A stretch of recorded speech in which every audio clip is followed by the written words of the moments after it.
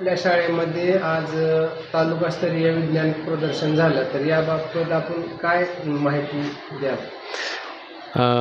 आपल्या तालुक्याचे विस्तार अधिकारी माळी सर यांनी आमच्या के एन हायस्कूलला भेट दिली. त्यावेळेस त्यांनी आमच्यासमोर प्रस्ताव ठेवला, की सर आपण तालुकास्तरीय विज्ञान प्रदर्शन घेतलात तर खूप छान होईल. आम्ही त्यांच्या त्या म्हणण्याला तुरंत प्रतिसाद दिला आणि आम्ही के एन हायस्कूलच्या मुख्याध्यापक आणि सर्व टीमनं हे प्रदर्शन आम्ही पूर्ण करतो म्हणून हे प्रदर्शन आमच्याकडे घेतलं. हे प्रदर्शन घेण्यापाठीमागचा उद्देश काय? तर विज्ञान प्रदर्शन हे ग्रामीण भागातील विद्यार्थ्याच्या सुप्त गुणाला वाव देणारं एक व्यासपीठ आहे आणि त्यामुळं आम्ही हे विज्ञान प्रदर्शन आयोजित केलं. कारण या तालुकास्तरीय विज्ञान प्रदर्शनामधून विद्यार्थ्यांच्या सुप्त गुणाला वाव मिळू शकतो.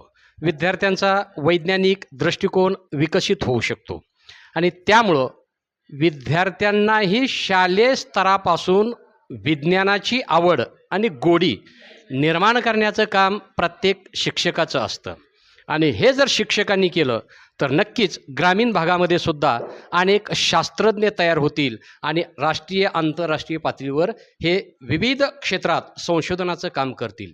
एवढंच नाही तर कोणत्याही पिढीच्या ज्ञानाची उंची आणि प्रगतीची गती ही त्या पिढीला शिकवणाऱ्या शिक्षकावर अवलंबून असते आणि म्हणून प्रत्येक शिक्षकानं थोडासा वेळ काढून विद्यार्थ्याला जर योग्य मार्गदर्शन केलं तर अशा प्रदर्शनातून त्या विद्यार्थ्याची उंची आणि ज्ञानाची गती आपल्या लक्षात येऊ शकते. एवढंच नाही तर सध्या विज्ञान तंत्रज्ञानाचं युग आहे.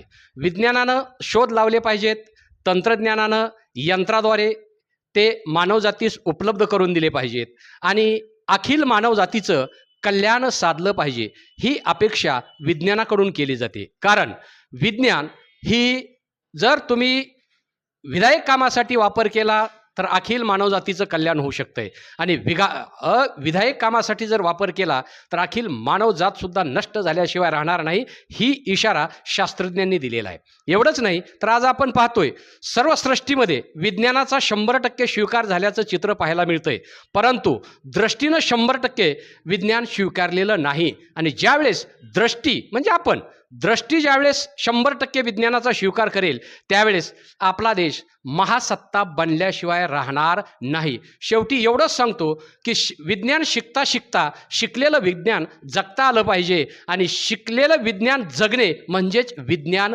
शिक्षण. एवढंच मी आजच्या या कार्यक्रमाच्या निमित्तानं आपणाला सांगू इच्छितो आणि तुमच्या या प्रयोगाला प्रशासनाच्या वतीनं खूप खूप शुभेच्छा देतो आणि मी माझे 2 शब्द संपवतो. जय हिंद, जय महाराष्ट्र. यामध्ये तालुक्यामधून किती शाळांनी याच्यामध्ये सहभाग घेतला? आज आपल्याकडं तालुकास्तरीय विज्ञान प्रदर्शन आयोजित केलेलं होतं तर जवळपास 105 शाळांनी आज आपल्या या तालुकास्तरीय विज्ञान प्रदर्शनामध्ये सहभाग घेतलेला आहे.